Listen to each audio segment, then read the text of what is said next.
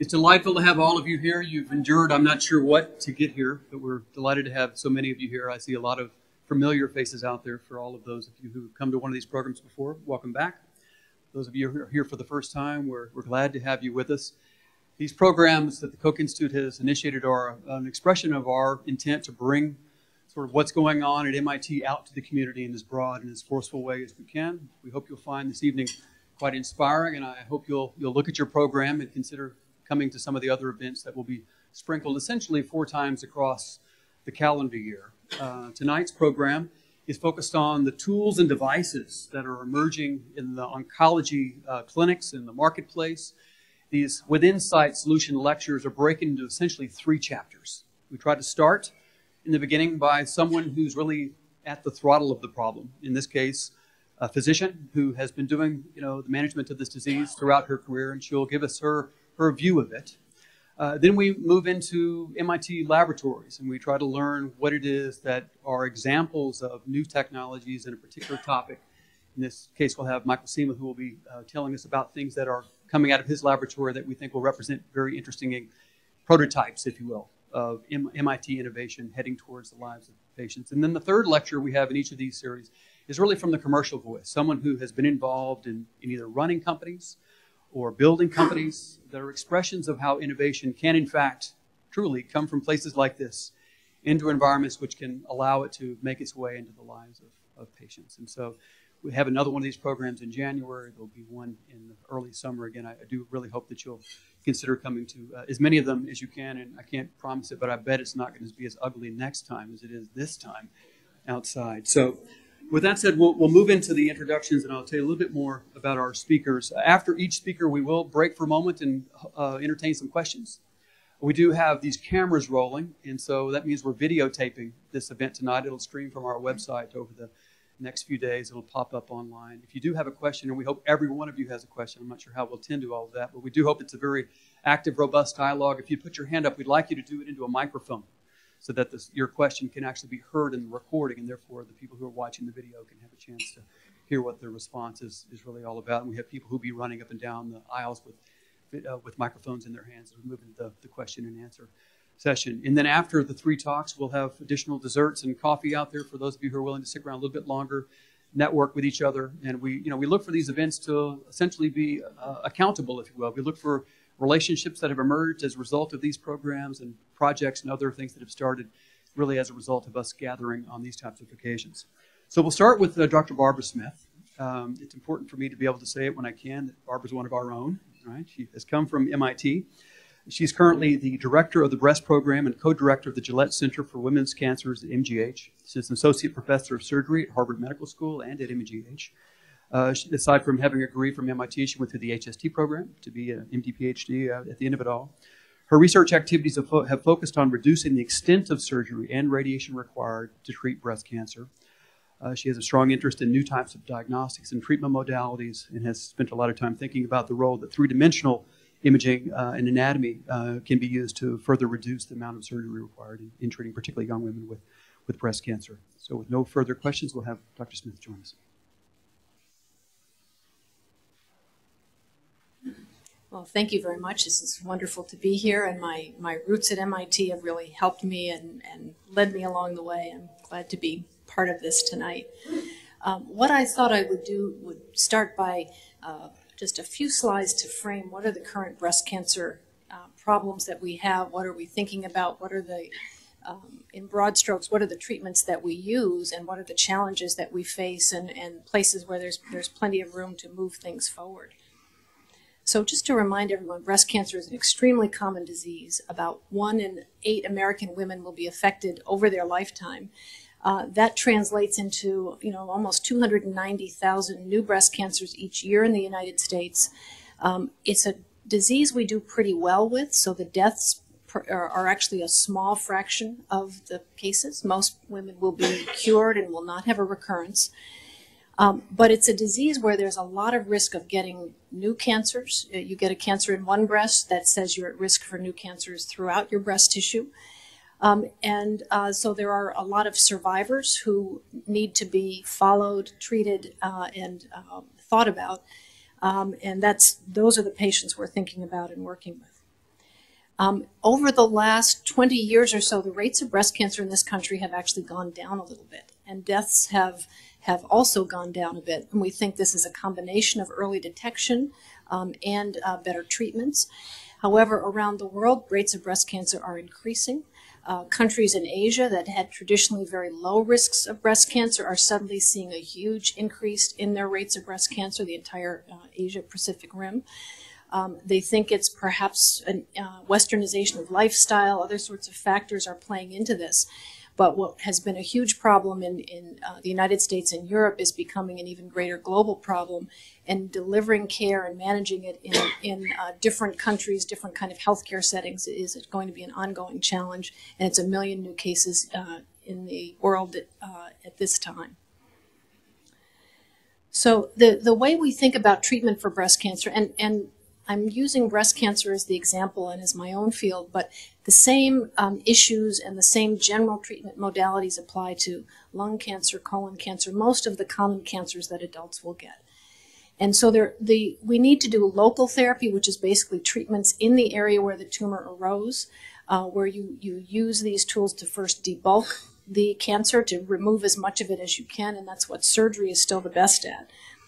And then you use radiation, which you can aim to only a limited part of the body. You can't radiate the whole body without creating too much damage, but you can give a lot of radiation to a small area, and that can be very effective at killing small amounts of tumor that you can, if you can identify where they are, and can protect the other tissues.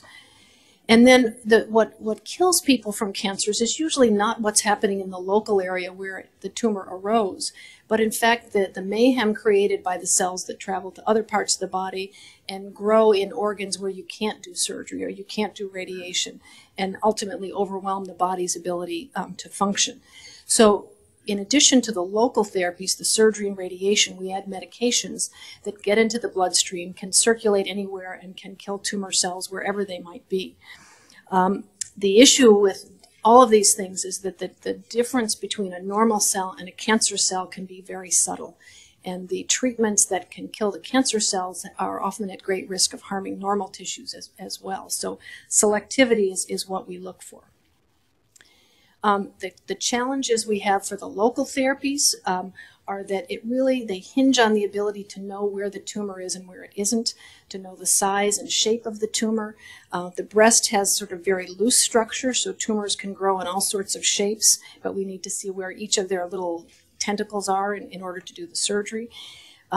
These things play into our treatments for our tools for treating the cancers, but also our ability to diagnose them. If we can figure out how to see them, we can use the same tools for early detection in mammogram innovations and other types of imaging studies. For the systemic therapies for breast cancer, there are drugs that both kill any fast-growing cells and others that really hone in on the estrogen axis of breast cancer. And we work at drugs that really are targeting it in those areas. So right now we have, for most women, have the option of a lumpectomy that removes only part of the breast, and instead of the old way of removing the whole breast. 20-year follow-up tells us that those two treatments are equivalent in terms of survival. And we now, by the way we do the lumpectomies, can make it so for most patients you're in about a 2% risk of a recurrence of that tumor in the breast after you've done the lumpectomy and radiation. The problems we have, though, is that we are still very limited in our ability to predict the tumor geometry before the surgery happens. We have some tools that help us, but in fact, a very high percentage of patients, after I do a first lumpectomy, I have to go back and do additional surgery and taking more tissue from one edge of the cavity I've created or another, just because at the time of surgery you couldn't see it. The pathologist can't give you the information in real time, and your imaging studies ahead of time didn't tell you what you needed to know. The strategies that we're kind of thinking of sort of in broad ways of how to avoid this problem of not getting the surgery right on the first try are listed here. Tools that would potentially give us improved preoperative imaging that would help us know exactly what tissue to take out. Am I taking something that's spherical or oval or with something going out this way? That would help. improved ways to image the specimens, which you can do things to a specimen you can't do to a person. So when I do a lumpectomy, I take the piece of tissue out, and I can subject that to all sorts of testing once it's out of the person, as long as it is fast. The amount of time that it takes to do that's really critical for those sorts of tools. So if you have a tool that helps you do that, that would be fantastic. And the other thing is that maybe you don't image the specimen, but maybe you have something you can image the cavity that you've created that will show you in real time where the residual tumor is and let you excise it. So these are the wish lists I was told to come up with when I came here. So here's part one. A few things about what we can do now. Right now, a mammogram, which is basically an x-ray of the breast, produces the kind of picture that you see on the left side. The white is fibrous tissue. The black areas are fat. The younger you are, the more white tissue you have, and the harder it is to find a tumor as it's growing. What you see on the right side is a breast MRI. Gadolinium contrast is injected intravenously. It will highlight areas of blood vessels. Most breast cancers and many tumors of many types will have extra blood vessels that they're able to recruit in to feed themselves and help them grow. And the vessels are often abnormal and leaky, so the contrast is in a higher concentration because of the high vessel concentration, and it stays in the tissues because of the leakiness. So this has been a great tool for breast cancer. A mammogram costs about $200, an MRI costs about $3,000. So all of these tools that we are now also thinking about costs as well. A group at MGH recently developed a new kind of mammogram machine that basically, by having a X-ray source that moves and takes a series of pictures, in essence lets you look at individual slices of the breast without all the background fibrous tissue of the entire breast. And this just shows you that something on the left, you see this, and you may be able to see this sort of spiculated area here. That's a very small cancer that was almost invisible in the traditional mammogram, but when you could see sections of tissue in isolation, was easier to see, letting you find smaller and easier to treat cancers. Our group has been looking at different ways to image specimens. It turns out there are a number of small CT scans that can produce images in a rapid time sequence. Most tumors are denser to X-rays, so this is one tool we can use, and these are just some examples. If you take edges of tissue at the edge of a lumpectomy cavity where you can sometimes see residual material you couldn't see with the naked eye, and know that you needed to take more tissue in that area. The other thing our group does, because we're interested in anatomy, is we've really tried to look at what do tumors look like on a microscopic level as they grow. And breast cancers grow in many different patterns. Different subtypes grow with different patterns. And the strategy that you need to take out, this is a ductal cancer, which is about what 90% of breast cancers are. These tend to grow as fairly spherical objects that are pretty easy to get out. This is a lobular cancer, that these are both different views of the same tumor. And this is just a piece of it, but it grows with these very complex, invading small areas that are much harder to get around. So the tools you'd take for this are different than you might need for this. And this is a DCIS, or intraductal tumor, where it's almost this little cloud of areas that are involved, and some of these can actually extend at great distances beyond. We spend a lot of time creating these images from individual pathology sections at 50 microns and using a program to reconstruct them, because our feeling is if we don't know what the true size and shape is, we can't help the people that are developing imaging technologies and so on know what it is they're actually trying to see. So we're trying to have a sort of collaboration with imagers and the basically pathology things we can do, saying this is the true image, make what you show us ahead of time look like this. Just a few things about the drug development side of things and the systemic therapies. Many of the innovations in biology have really helped us understand how tumors grow, where are their vulnerable points, and try to exploit some of the subtle differences between normal and tumor cells. For the most part, clinical care now is based on things like this. So these are usually 5 micron thick sections of the tumor, fixed and stained, with a variety of things that help you highlight properties of the tumor. And this is basically all we've got right here for most patients.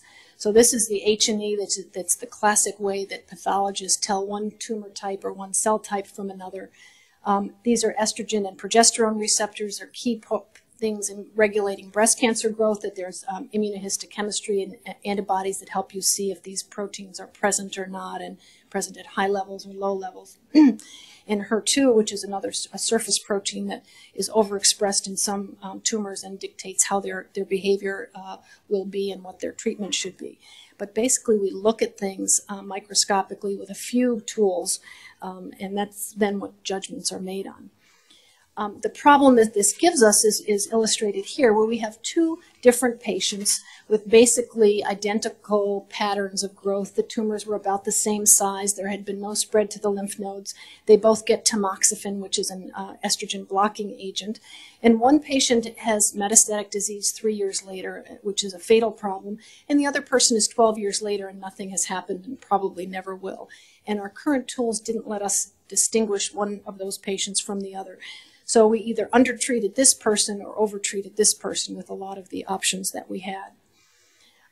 What's happened with some of the tools and understanding how genes are in chips, where you can test many different genes in the same small amount of tissue, has been we've recognized that there are many different genes that are relevant to breast cancer growth or to any tumor that you're looking at. And you can use these to get much finer granularity in understanding of the tumors and be able to categorize them in ways that can relate to drug sensitivity and other things. And so this has led to us rethinking how we classify breast cancers based on some of these gene profiling.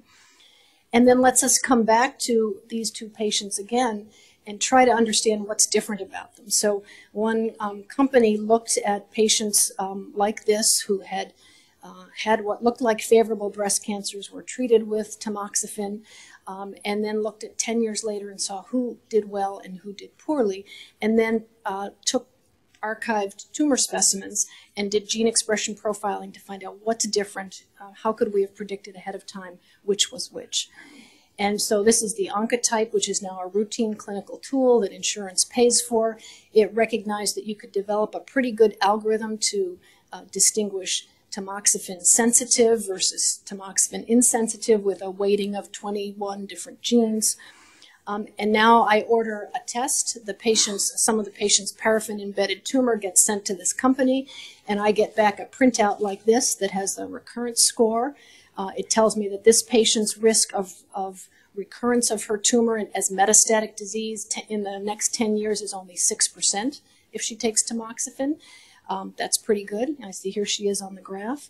I might have another patient who would have a score here whose risk of tumor recurrence was 30% despite tamoxifen, and that's someone who should have chemotherapy who would benefit. And so this is something that for $3,500 the patient can have, and it has made it so that we give a lot less chemotherapy. So it's a way to not only, some of the tools we have us give more therapy. This is one where we actually give less, that's a very good thing. So the idea of this and the jargon we're using is targeted therapies. It's a way that you can potentially kill an individual's tumor better with fewer side effects and less toxicity. At the moment, there are a small number of tumors where this is applicable, but there are certain lung cancers, certain GI tumors where you can, if the tumor is of a certain specific type, there's a very targeted biologic often agent that will work as opposed to just a more generic chemical agent. There's a lot of potential targets. It's hard to figure out which the right ones are. It's hard to know which targets might be applicable to many tumors versus only one or two types. And there's a lot of this being looked at now, but it gets into the clinic pretty quickly if it works. So I'm stopping there and be happy to answer a few questions or save things till the end, whatever's best. Questions now would be fine.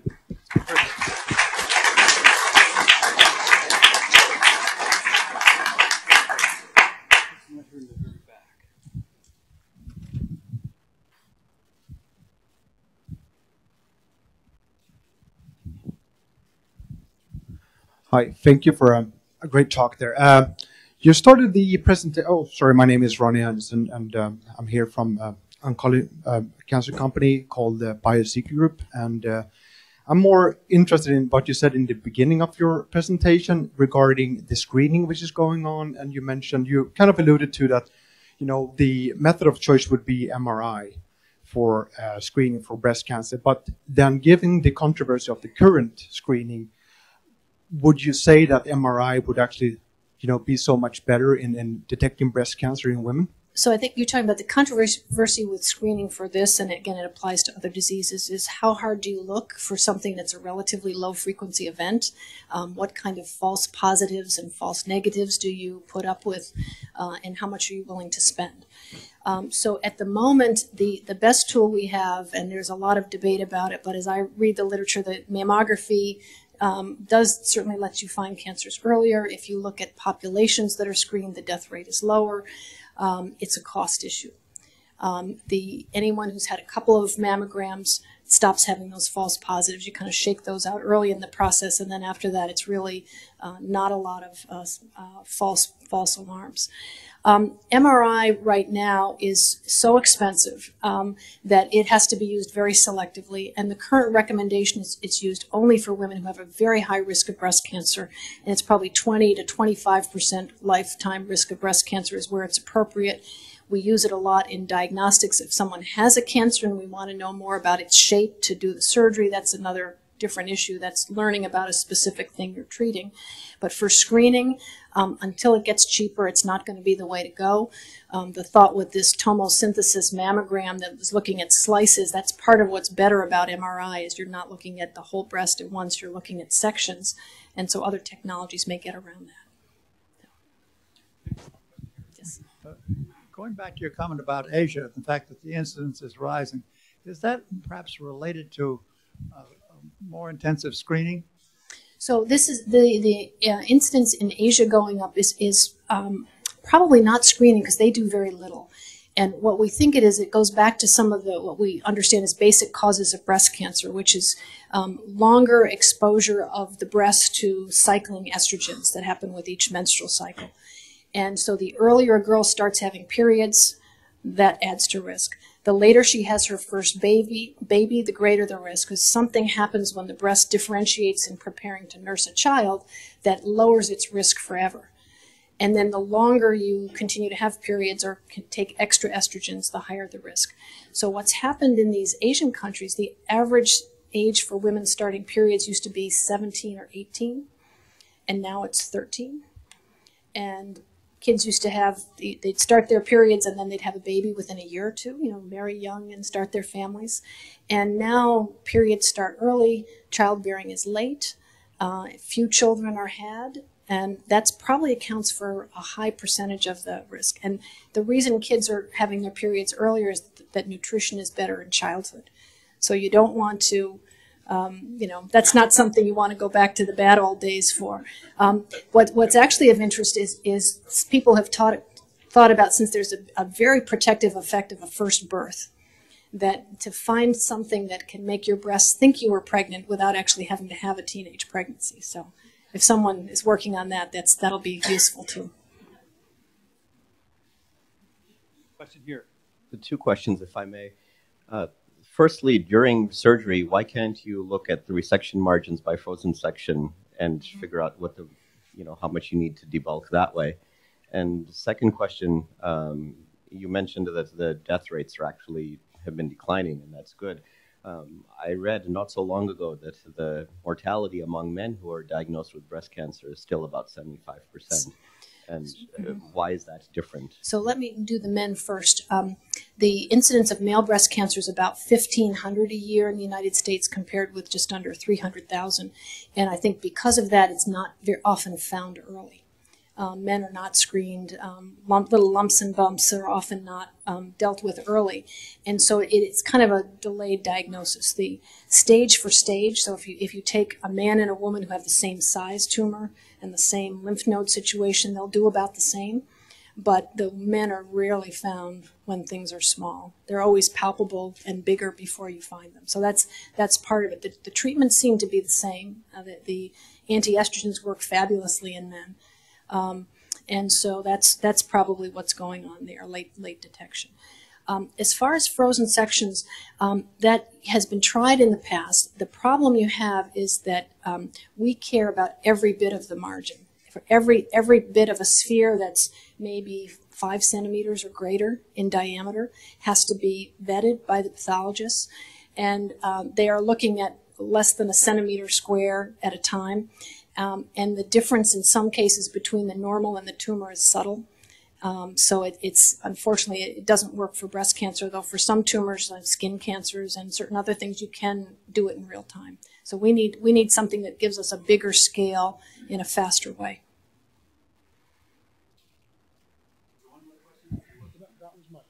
Mm-hmm. The new technology, the Tomosynthesis, yeah. tomosynthesis, Mm-hmm. how is that different than a CAT scan?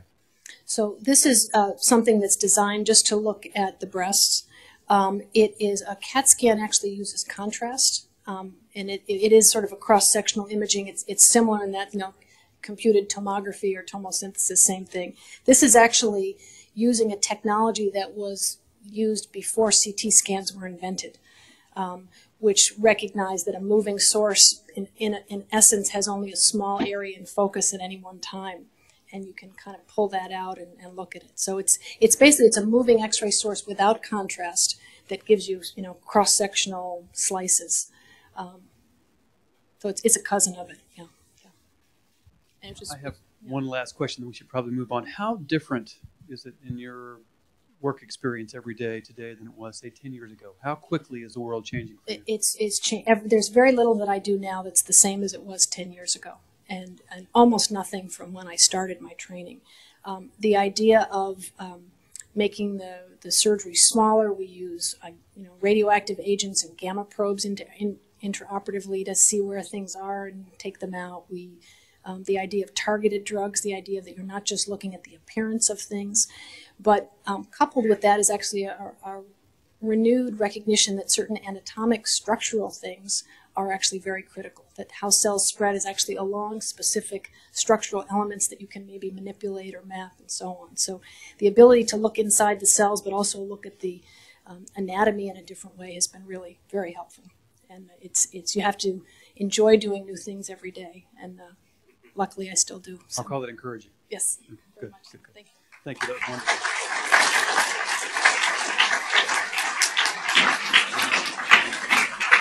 We will have time at the end to ask additional questions, and obviously we'll have a networking opportunity for you to ask personally if you would choose to amongst the speakers. Our next speaker will be Professor Michael Sema. Michael is the co-professor of engineering at MIT and one of our intramural faculty members. That means he lives here. His lab is in this building. Very important to me. One of our embedded guys. He was appointed the faculty director also of the MIT Lemelson program in 2009, which is an important nationwide program to increase inventiveness in our youth, something I know he's very passionate about, and you should keep your eye on that program. He brings remarkable groups of kids to campus to be involved in being very innovative. He's a co-author of over 200 peer-reviewed scientific publications, nearly 40 patents, as a recognized expert in the field of material science and biocompatibility. He's also a little bit entrepreneurial, to say it mildly. He's been involved in the founding of Microchips, Transform, more recently T2 Biosystems, Springleaf Therapeutics, and Taurus Biomedical. So he's taken things from the MIT laboratory time and time again and found a way to put them into environments where these can turn into products. And I suspect he's going to tell us about a few of those today. So we're going from the wish list to the prototyper, and we'll be looking forward to seeing more. Well, thanks, Robert. Thanks for inviting me here tonight. I'm actually going to just talk about one project, but I am an engineer and a scientist that works on a variety of medical technologies. I also have the pleasure of being the teacher here at MIT, and I'm I teach the first engineering class that students have an opportunity to take here at MIT. So these 400 freshmen arrive at MIT in my class, and they're very aware of science, what science is, but they have really no idea what engineering is.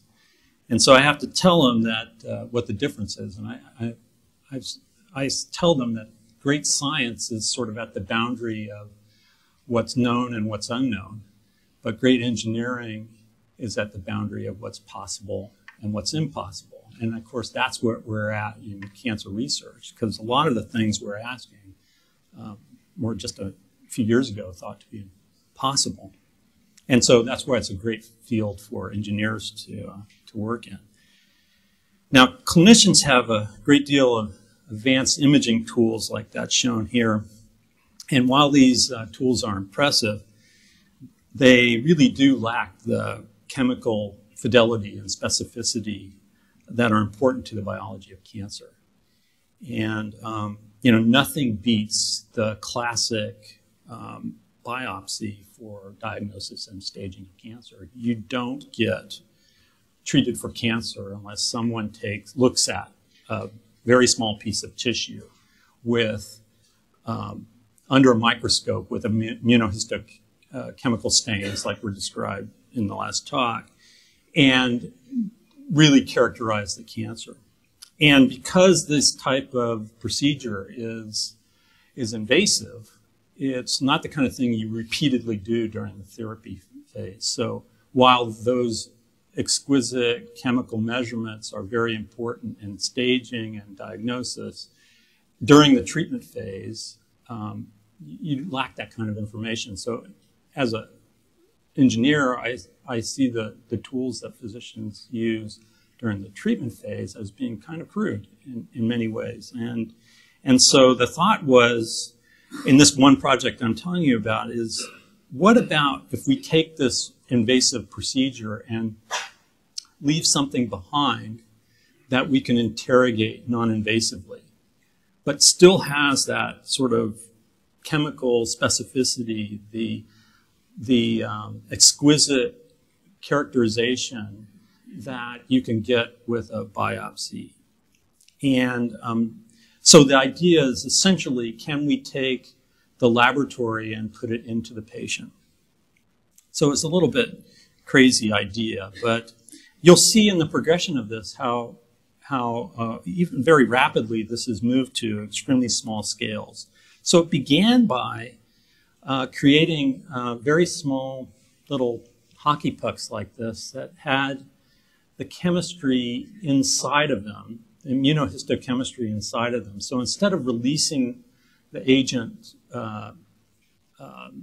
systemically, which has its own safety issues and that sort of thing, if you can make something, a little piece of plastic that you could leave behind during the biopsy and interrogate it, in this case with an MRI, you could then just know what the secreted factors are from the tumor or the tissue surrounding the device over a period of time during the therapy. And in this study this past year, we showed that we could get exquisite chemical sensitivity to nanomolar and picomolar concentrations of secreted proteins. In this case, it was a paper describing the markers for heart attack in an animal. And all the classic markers that are looked at in blood, we could detect by just imaging these very small pieces of plastic at some time after the heart attack. And so this sort of approach was something that we've worked on the past couple of years. And it was actually Herman Eisen, one of my colleagues here in the building, that a couple of years ago suggested to me, why don't you measure oxygen? And the reason why oxygen is important is that many of the characteristics, many cancers or many tumors are hypoxic. And it turns out this is integral to part of the biology of the tumor. And it's also clinically relevant. So because you can imagine, or many physicians can believe that the amount of radiation that you should dose depends on how hypoxic the tumor is. The theory is, and there's actually quite a bit of evidence for this, is that you need oxygen present to complete the damage induced by radiation. And in a hypoxic tumor, the necessary radiation has to be much higher. Of course, if you could measure the oxygen tension locally, you could adjust the radiation dose but it's not quite that simple. There are contrast agents that purport to do oxygen measurements throughout the tissue, but because it's an agent that you're administering, how it compartmentalizes in the tissue varies from time to time. So these measurements don't give you an absolute measurement of oxygen tension. So what we did was we developed a material. So now you can see the scale. I'll back up here. So this scale here is about 4 millimeters or something like that. And now this material is a contrast agent in itself. It's about those marks are 1 millimeter in size, about 1.5 millimeter device. And you can see is that the measurement that you do in an MRI, the relaxivity, is a function of the oxygen tension surrounding this material. So this device very easily goes down during a biopsy. You can leave this behind, and of course then image it like it's shown in the red arrow there. And just by measuring the contrast, you can tell what the local oxygen tension is. And so this is very recent, but what's really interesting about this is that I really do think that this, and we were already prototyping these, that at least an order of magnitude smaller devices can be made and imaged and accurately measure the oxygen tension. And so I hope over the next year you'll be hearing more about that. And so by starting relatively large and understanding the basic physics and what's necessary in the MRI to make these MR-sensitive materials on a large scale, we're able to begin to think to shrink these down. Now, I want to say something about MR, magnetic resonance imaging. I want to really thank the Koch Institute in particular, because in moving here, this really changed my it's really changed my career in many ways, because I have access to a 7 Tesla small animal magnet right upstairs in this facility that I used to have to sweat blood to get access to just over a year ago. And it's really dramatically changed the rate of progress I can make. And so I really, having the state-of-the-art access to state-of-the-art research facilities is really has really changed my research. Now, we mentioned a lot about MRI, and it is expensive. Personally, as an engineer, I think there are opportunities to simplify these kinds of instruments, and certainly these companies are trying to do that. But is this concept, can you take this concept to the next level? Do I actually need an MRI? And so I have students that are trying to replace the MRI by putting a little bit of the instrument. So we put the chemistry on the device. Can we put part of the instrument on the device? And so that's what this little guy is for.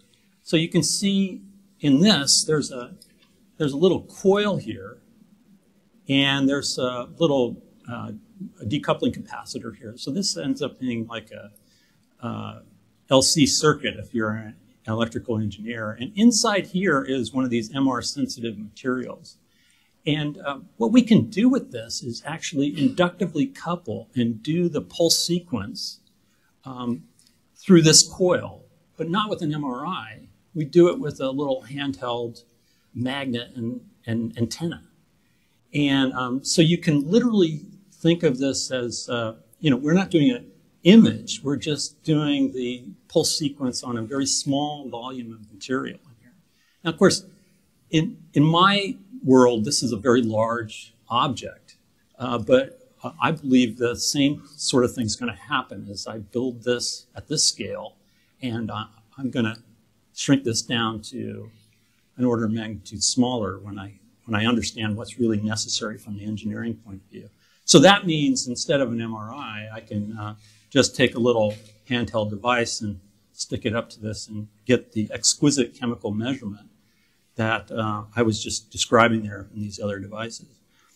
And what that can lead to, I mean, I look at this, I think about a lot of these these types of potential products as being related to the world that we live in today. And the world we live in today is filled with screens. It's, I've got a screen here, I got one in my pocket, and all of you have one. And wouldn't it be cool if that screen had a check engine light on it?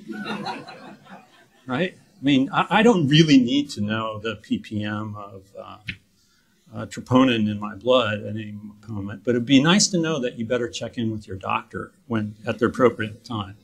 So I'll just end there and take any questions. Thanks.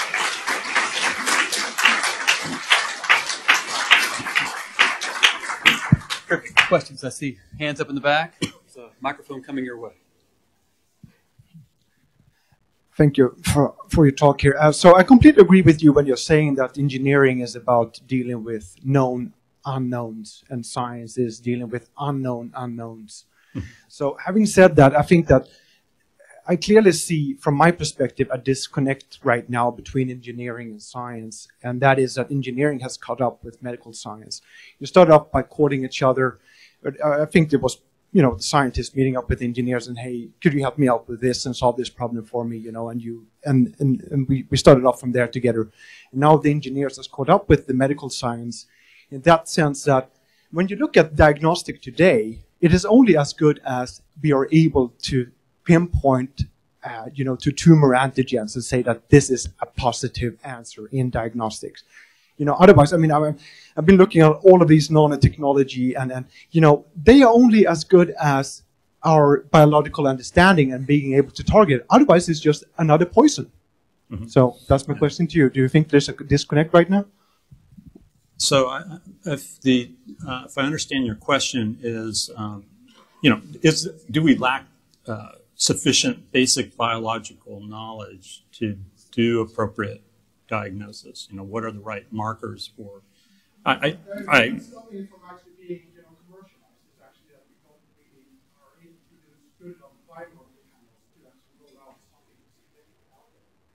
Well, this is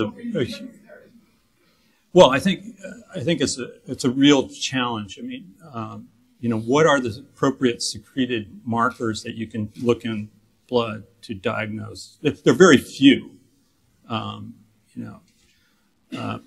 PSA, those are few, and even those are extremely controversial, to tell you the truth. And so I think that's it's a very serious problem. Now, what's happening there? You probably heard of circulating tumor cells, and now I think the whole field is switching to actually looking at small bits of DNA that circulate in your blood. And now, I doubt that kind of thing will be used for screening, but in the therapy portion of treatment of cancer, I do think these things are going to be important. We've gone through a huge wave of circulating tumor cell research, but I think now it's being followed by the realization that DNA in your blood does circulate. These are small segments. It gets chewed up a bit, but you can fish out a signal from a very low concentration in the plasma, and I think this is going to be a new wave of interest in not screening, but at least helping diagnose diagnose the progression of the disease, measure the progression of the disease during therapy. And that's a project, actually, a different project. Love to tell you about some other time. Very active area research here, as you can imagine. Yeah. We have great tools. We need to have great analytes that can be used with statistical rigor to make these diagnoses real. My question is, you've described the use of the approach that you've invented to monitor the percent oxygen in tissue. What about looking at other properties, biochemical properties, biochemical functions of tumor samples versus normal, non-cancerous tissue samples? perhaps using magnetic resonance spectroscopy or some other approach like that, and seeing whether, just to give 3 quick examples, NADH/NAD plus ratios differ between the two, or intracellular pH differs between the two. Or finally, one can see differences which are known between cancer and non-cancer cells using MRS, whether one can see differences in the way that glycolysis is conducted in these 2 types of cells, because cancer cells, almost without exception, use an anaerobic form of glycolysis. That's right. So I'll just comment on one of those. We have sensors that can measure local pH and response to therapy in tumors that can't be resected. It actually, you can see the change in pH with therapy. And it is, we are looking at, the easiest thing to describe here is that these sensors look at the tumor microenvironment. So any change in the tumor microenvironment, any of the secreted factors, we can measure locally before they get diluted in the blood. So if you take a blood sample, of course, you have no information about what's happening locally. But we can do that with this kind of an approach. But you're absolutely right. There are a lot of people in the building that study what's happening in the microenvironment of the tumor. Local cytokine concentrations, local markers of inflammation. As you know, there's a close relationship between tumor biology and inflammation.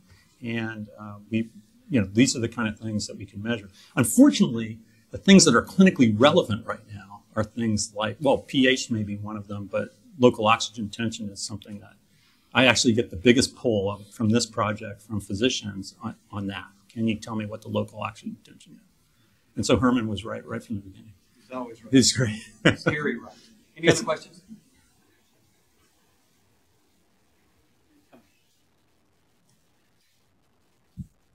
The key word in cancer diagnostics is specificity. So in the medical universe, a lot of researchers are looking at, as you mentioned, DNA. There's proteomics, there's metabolomics, there is transcriptomes. Yeah. Which one of, so you cited the example of oxygen. Okay, that's what do you think is the next wave of cancer using your technology for cancer diagnostic? Which do you think is the next wave? Well, I mean, I'm not a cancer biologist, so I'm learning a lot very rapidly, but I think what I have to do is follow what's relevant clinically right now. The problem with the diagnostic, any particular diagnostic or proposal of a diagnostic, is you have to prove that a physician can make a clinical decision based on it. And of course, that requires a lot of data. That's true for any chemical measurement or even the imaging measurements. So they're going to make a decision on whether or not to give somebody chemotherapy. It better be right. And so I get pulled in the direction. I work with a lot of clinicians, and I ask them how they spend their time during the day, and what keeps them up at night, and that's how I derive a lot of my projects. I think that's the nice thing about the Koch Institute is they've introduced me to many more physicians than I would have had at the other end of campus, and so I have to work from that. Yeah, I have to work from that end. We have a lot of people in the building that are on the other end trying to decide what are the right things to measure and trying to make a proposal that it's worth doing those clinical studies to prove that it's clinically relevant. Perfect. Okay, thanks. We should probably move on. Again, there will be more questions at the end, and we'll have some networking, but we don't want, for those of you who want to leave on time, to be running too late due to weather and what have you. So it's my pleasure to introduce the third speaker. We've gone from unmet needs and wish list to prototyper to now, I guess we'll call it translator and or enabler. Ed Canna is the managing partner and chairman of Flagship Ventures, a firm he co-founded in 2000. Ed has over 27 years of experience in the venture capital industry. Prior to co-founding Flagship in 2000, he spent 14 years as general partner at One Liberty Ventures, predecessor firm of Morgan Holland Ventures. Ed earned his graduate degree, or his undergraduate degree in physics at Dartmouth, and went on to get an MBA at Harvard Business School. Ed has been a very active investor in our community. He started lots of companies that have brought programs forward, and I think he's going to share with us today some of the wisdom that he's gathered in helping to create those companies and some of the examples that have emerged from places like this into the lives of people.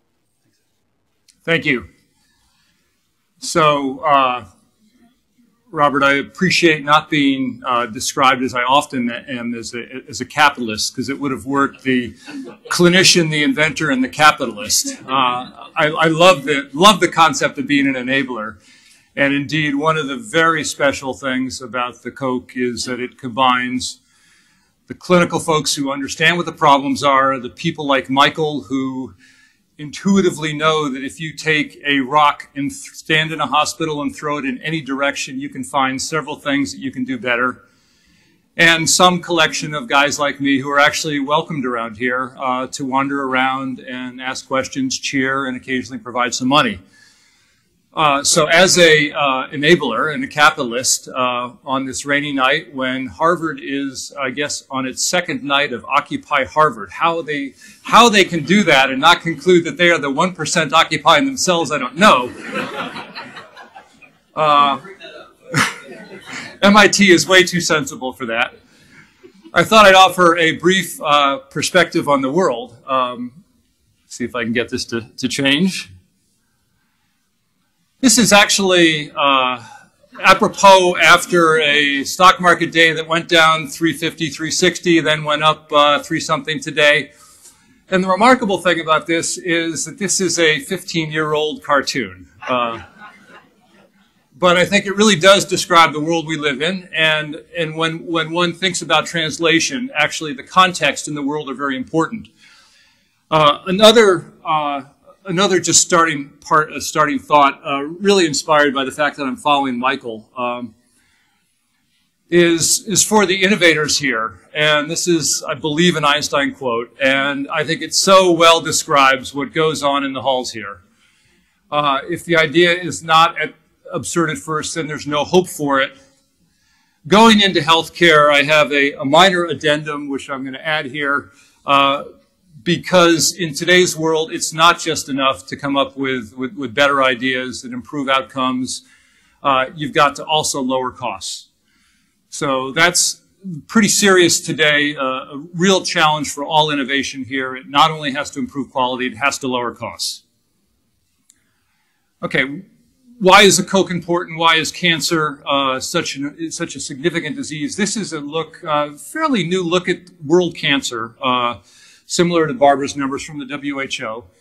And what you find if you look across the world right now is you find darn near 15 million people getting cancer every year. A large portion of them, and you can see this arrayed by cancer up here, a large portion of them are lung, so 1.6 million lung. The red is the incidence per year, the blue is the mortality.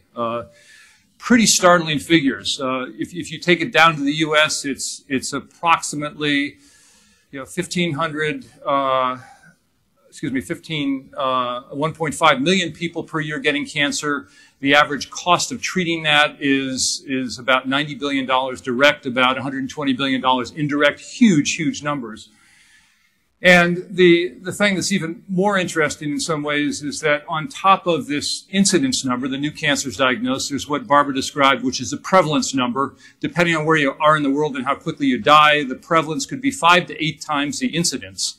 So we're looking at a prevalence in the U.S. that is a multiple, is about 11 or 12 million people who've had cancer and who are at the risks that Barbara described of recurrence, and a multiple of that in the world. So it's a big problem. So here is a look at the venture capital involvement facing that big problem, and it's kind of humbling because the dollars involved aren't large. This is venture investments in cancer from 1985. I couldn't go back to 1983, which is when I got into the venture business, but 1985, up through 2011 year to date. Recently, we've been pumping as a venture industry somewhere between $1.5 and $2 billion into the cancer research ecosystem. Not a lot of dollars compared to pharma dollars, government dollars, other dollars, but it is precious dollars because it occurs at the interface of the innovators and the clinicians. Just focusing in on the last 10 years, so 1995 to 2011, and moving from cancer to all of life science investing. Here you see sort of the industry at large going from about just under $2 billion in 1995 to several years here, where we've been in the in the kind of the $6 to $7 billion range, pumping into solving healthcare problems. You see the split between devices, services, and biotech drugs. And typically devices are about 35% of the overall investment that guys like me make in the system. Here's a look at the direct cancer investments in the VC community over the past 10 years. You can see it spiked up considerably in and around the 2000 timeframe with the sequencing of the human genome, which really did set a new bar for innovation in the sector, as has been described. And again, it's been pretty consistent at about 25% of all VC dollars go towards solving this set of problems in the cancer area, representing $90 billion of spend and cost in the U.S. economy. Okay, and finally then, to take it one cut further, and I don't expect you to see too much here, but here's a look in the cancer sector of how you divide the VC expenditures between diagnostics, devices, tools, and basically biopharmaceuticals, and plus or minus 40% goes into non-therapeutic type things, the sort of things we're talking about tonight, and that's split about a third into tools, a third into devices, and a third into diagnostics. Okay, so that's the lay of the venture capital land. So in preparing this talk, I find myself asking sort of a fundamental question because actually much of the excitement in and around Boston relating to cancer developments is pharmaceutically, biologically related. And I found myself wondering what a cancer device was really. And it rapidly came to me that the answer was in fact embedded in this graph. Those of you who've been around will recognize that this is the org chart for the FDA. And these are the three key branches of the FDA. And so the answer as to what a cancer device is it's anything the FDA wants it to be. And typically the Center for Devices and Radiological Health is a key approver in the regulatory process that the such devices go through. Now, since the government is good at spoon-feeding us, they actually gave on their FDA website and regulations a very complete definition of what a device is. A device ranges from tongue depressors to programmable pacemakers to in vitro diagnostics, to general purpose lab equipment to electronic radiation emitting devices. And if you're not quite sure if you fall into that, they've got this marvelous new creation going back to 2002 called the Office of Combination Products, which is intended to arbitrate a lot of what exists today, which actually exists at the interfaces of all the above. Okay, so that's, with that as a background, let me talk briefly about Flagship's involvement in cancer devices. And it really goes back to my entry into the business in 1983. Again, most of what we do is related to the therapeutic side of things, but actually, as I looked, we've been involved a lot in devices. When I got into the business, looked around, there really wasn't that much to do in cancer, improving cancer, except for supportive care called palliative care, imaging, which was really expensive and hard to make a dollar out of as a small company, and novel diagnostics. So one of the first things that we did was to come up with a sort of an improved way of controlling cancer pain. And this is a lollipop-like device that causes a potent morphine analog to rip across the mucous membrane of the mouth, gives you a jolt of pain relief to control your cancer pain if you're dying of cancer, doesn't give you a rush, And it actually ended up being about a $500 million per year product over several years and really has changed the end stage life of many people with cancer. 1987, we were the founders of a company called Cytic, which observed that for frequently screened patients, cervical cancer was a non-issue. In 1986 and 87, commerce got the better of pap smear screening, and the idea in pap smear screening was to underprice the competition and have cytotechnologists sort of wave their hand over the slide and say, did it have cancer or not? And we set out to develop a robot to read the slides. We ended up discovering that the problem was we actually needed to come up with a better preparation.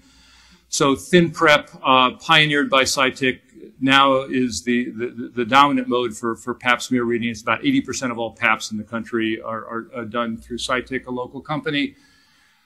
And these are long-term endeavors, guys. The process of translation to significant impact in medical practice is a long one. Exact Sciences, where we were founding investors, we tried to take the ideas of Cytic for cervical cancer screening and say, why not do better for something in colorectal cancer? And two preeminent scientists, Bert Vogelstein at Johns Hopkins and David Ahlquist at the Mayo, had thought deeply about colorectal cancer, realized that the DNA from the cells, cancerous cells, was shed in unusual proportion in the stool.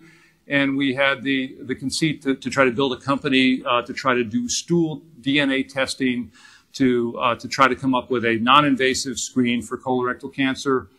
It's been a long time coming. Recently presented some results at the AACR showing 87% sensitivity, about the same specificity, so pretty extraordinary results that now need to be validated in a large-scale clinical trial ongoing. So in 2000, we shifted gears, and this is where Flagship kicks in. Got involved in biomarker-based diagnostics, got involved in single-molecule DNA sequencing, particularly focused on cancer, got involved in molecular imaging, got involved in nanoparticle drug delivery. Again, one of those convergence technologies. Got involved in real-time visualization, something that Barbara spoke a lot about, and a company that Michael didn't talk about, but has huge implications in bladder cancer. Got involved in a company called Taurus, which tries to take the existing drugs used in bladder cancer treatment and make them that much more effective by effective drug delivery. So that's the Flagship involvement in bladder cancer, in cancer devices. During the time that I've been in the industry, I've had the privilege of seeing cancer treatment just dramatically changed. And it was a question you asked, Barbara, but it's just remarkable. Before tonight, I actually attributed most of that to a little bit of imaging and a lot of biotherapeutics. But in thinking about it, it's much broader and deeper than that. And the device guys have had a huge, huge impact on cancer therapy. So digital imaging technologies, they've been mentioned, but CT, ultrasound, the whole concept of image-guided biopsy, taking PET and combining it with CT and MRI, SPECT, in this emerging field of molecular imaging are really changing our ability to do early detection, diagnosis and staging, and then the follow-up and monitoring for this large group of patients who've had cancer in the past. There's this whole set of interesting eclectic technologies that have been brought to bear for novel ideas in screening, lights that go over the skin to pick up cancer, better ways of doing biopsy, such as Michael described and lots of people have worked at, and approaches in the molecular pathology area. Likewise, a lot of work going on in the molecular diagnostics and biomarker area, which is impacting how cancer is treated today. The three mainstays of surgery, radiation, and chemotherapy have had their own revolutions during the past 2 decades. A lot of it is device-driven. Radiation is robotically controlled. Chemotherapy is locally delivered and computer-controlled. And the surgical tools are getting better all the time. Biologics, I think, speak for themselves. And there's been a huge amount of device activity in a field called interventional oncology, which is trying to provide a set of tools for surgeons like Barbara to do their job better. So if you just think about the field of cardiology, it used to be a surgical field, now it's largely an interventional field, a question that some people ask, and in fact, Smart people will prognosticate. Will cardiology serve as a precursor for what oncology does, and more minimally invasive surgery become the mode of the day? And there's just a huge number of devices that have been invented, a lot of them here locally, either applying thermal techniques, arterial access techniques, or increasingly electrical techniques to trying to hit the solid tumors that are operated upon. It's an important and involving field here. It's another mantra that I've lived through for a decade now called personalized medicine. It was first hyped in the press in about 2000. We're still not there yet, but we're getting awfully close. You don't have to focus on these things, but they're sort of lists of, they're sort of references of paired therapies and diagnostics. And more they're coming about. The pharma industry has paid it lip service for years because it cuts down their market. By and large, if your drugs only work for 30 or 40% of the people, your market is 2.5 times larger than it should be. But that is changing, and increasingly we're pairing biomarkers with pharmaceuticals, and the cost of developing these drugs these days is actually requiring it. So just as a parting thought, and this is intended to try to tie into some of what Barbara said and some of what Michael said, when I look across the nation, but largely the Boston community, there are a bunch of really extraordinary, important things happening. Some of them are commercial potential in the near term. Some of them will take a little bit longer to get there. But let me just describe briefly a few of them. This concept of healthy living, which Barbara talked about, is critical to reducing the burden of cancer here. I don't know how you build a business on it. I really don't.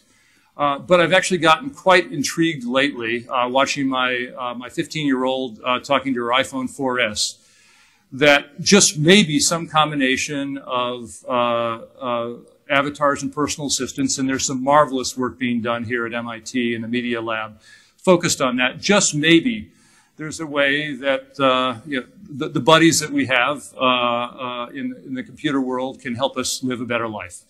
Don't know how to build a business there, but boy, if you could do one thing to knock down cancer, that would be it. Obesity, smoking, important problems. The whole field of diagnostic biomarkers, it's been discussed a bit here, but it is beginning to revolutionize the diagnosis, staging, and treatment of cancer. There's a huge amount of commercial activity ongoing right now. Lots of companies.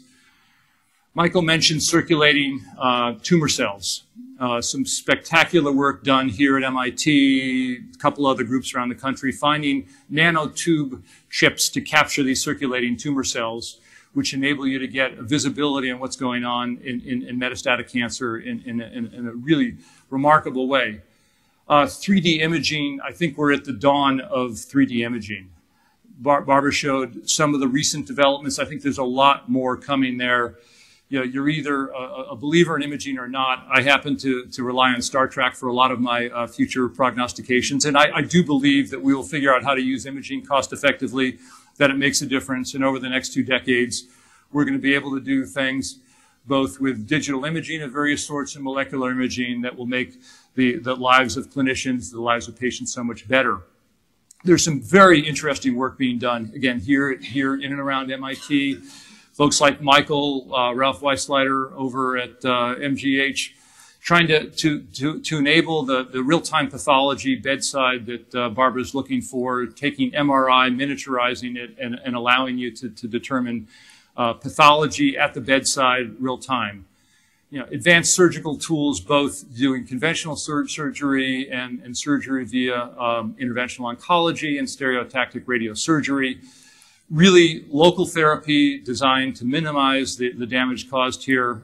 One of the privileges in my business is to be able to see ideas that I thought were Albert Einstein dumb turn into great ideas, and I was reminded of that tonight. There's a guy in the audience named Mike Ambrogi who 5 years ago joined a company called Novacure, which had sort of a sordid background out of Israel. Got FDA approval in April this year to sort of beat down cancer of the brain by pulsing low field electrical impulses into the brain over a long period of time. Just a marvelous example of an inventor coming up with new ways to actually treat the tumors that are there. And then finally, these two areas of molecularly driven drug design. Can we come up with better ways more efficient ways to develop drugs? And can we actually take the drugs and make them tailored for the people the way they need them? They're big areas. There's a lot of money going into them. There's a lot of opportunity, and I'm a believer. So that, my friends, is sort of all I wanted to say. We're past our time. And there's a lot of work to do. There's a lot of interesting excitement out there, and let's go make it happen. So thank you.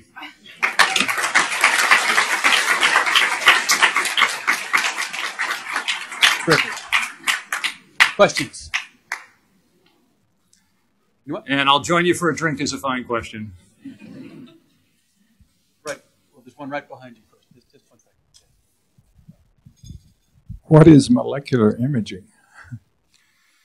So molecular imaging is a set of techniques that are designed to actually allow, via imaging technology, typically probably the predominant one is fluorescence, but people would say that MRI and PET are also somewhat molecular, to actually look at what's going on at a molecular level. So you're looking at chemistry through an imaging technology, not just structure. And it's an alternate approach to achieving some of the things that Michael talked about. One of the great things in the field is that the most exciting thing, which is really where Barbara comes in, is how you put it all together. But molecular imaging is about a 15-year-old technology that's now made it into animal modeling, is beginning to find its way towards early human clinical application, and may allow you to actually see what's going on in a tumor in your body so you know how to treat it. Any others? Right here, yes. Do you think that we are doing enough from a regulatory point of view to support the development of personalized medicine? I'm thinking that, we have fast track designation, we have orphan drug status. Is there anything else we should be doing from a regular point of view to ensure that the venture capital is being poured into this area and the companies really developing true personalized medicines have a chance out there? Sure. It's a good question. It's kind of multifaceted. So there's a backdrop to the question. Life science venture capital is a bit under attack these days because it's a financial investment proposition. Most of the companies we back take a long time to grow and exit. And the returns haven't been as attractive as that which people are achieving by investing in Facebook and Groupon and a set of things like that. So capital tends to flow where money is made, not where need exists. One of the problems of capitalism. One of the reasons that occurs is, in fact, the FDA. And the FDA has a horrendously tough job, in part because in our society we have no appreciation of risk. And the FDA is held up as a regulatory body to keep us from being harmed by innovation. So actually, the first thing I would do if I could do anything is have people like Michael teach the entire country how to think about innovation and risk. It's a real tough problem. One of the issues at the FDA right now is that they are living through the tragic consequences of something called the metal-on-metal hip implant, which by all rights should have been an important incremental innovation over metal over plastic implants. A regulatory process was run that involved studies, multi-year studies, similar to that which had been done in the past. And unfortunately, 7 or 10 years later, once this technology is broadly deployed, we find out that it has some tragic consequences for a portion of the people that have the metal implants. What that's done at the FDA is it's opened up a free rein for any scientific question anyone wants to ask about innovation on the way to approving it, which is extending cycles a lot longer. And that includes diagnostics. And the diagnostic pathway, the FDA has gotten involved in a big way. So on the one hand, there's a lot of talk and a lot of enthusiasm throughout the industry and regulatory bodies about personalized medicine. On the other hand, when you're on the ground with a product trying to go through the FDA, funding a company, it's a daunting prospect. I don't know how to solve the problem. It's one of 3 or 4 systemic problems in the U.S. right now that are very daunting. I No, there's one more question in the back. You have the microphone now? Yes, go ahead. I have a general question about nanoparticle drug delivery. I saw that you guys are an investor in Bind Biosciences, and I just want to know about your perspective and the challenges that your company sees in this field, in particular to do with how do you select the companies which you think will be winners over in the huge sea of nanoparticle technology that's out there. Sure, so that is the art and science of venture capital, and I'll tell you what I've learned after 27 years of doing it, which is I'd rather be lucky than smart. It really is, it's remarkable. That having been said, the analysis we do when we invest in a company is an analysis of potential. And the potential at the end of the day is determined by the people. And one of the privileges I have being resident in this region, working with people like those here at the Koch, is working with some of the best people who actually, when they run into the inevitable obstacles that pioneers always run into, they find ways around them in an event. And in fact, the odd thing about my profession is the value that is created in the companies I back is not actually created by what is done before I invest. It occurs once the play is started, the unanticipated occurs, and we run into the obstacle that we can't overcome, and a group of people overcome it. And that's where the innovation occurs. So in short, there's a whole range of new technologies that offer the potential to go from about 0.5% of the drug delivered systemically goes to the tumor, or some just absurdly low figure.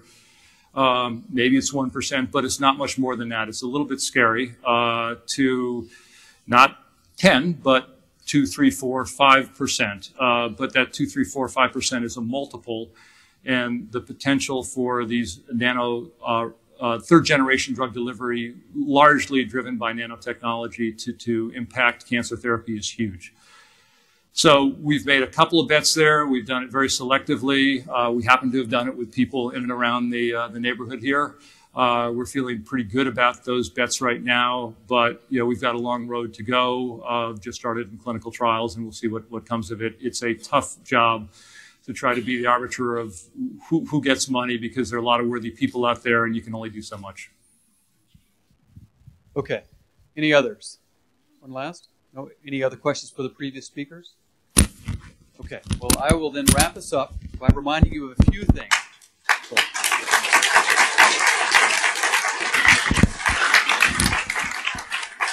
I hope all of you have found this as remarkably encouraging and as inspiring as I have. Thank you for putting it all together and bringing us up to speed on the way in which you see the world.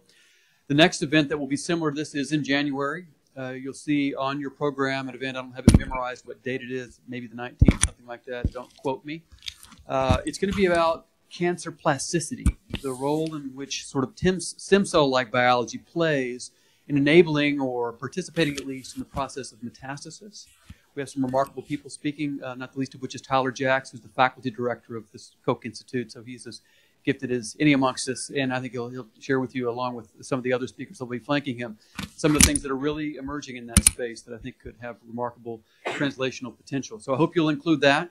In March, we'll be back again, not for an event like this, because it'll be about celebrating the participants of our community in their efforts to create the images that are on our walls. And so we have an image award competition, and that's how all the stuff that you may have seen as you walk through the gallery, how that was selected.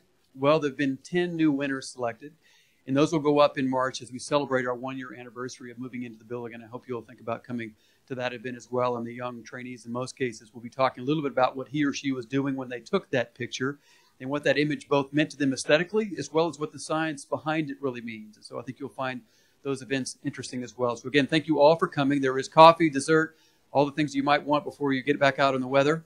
And we have really enjoyed your time with us.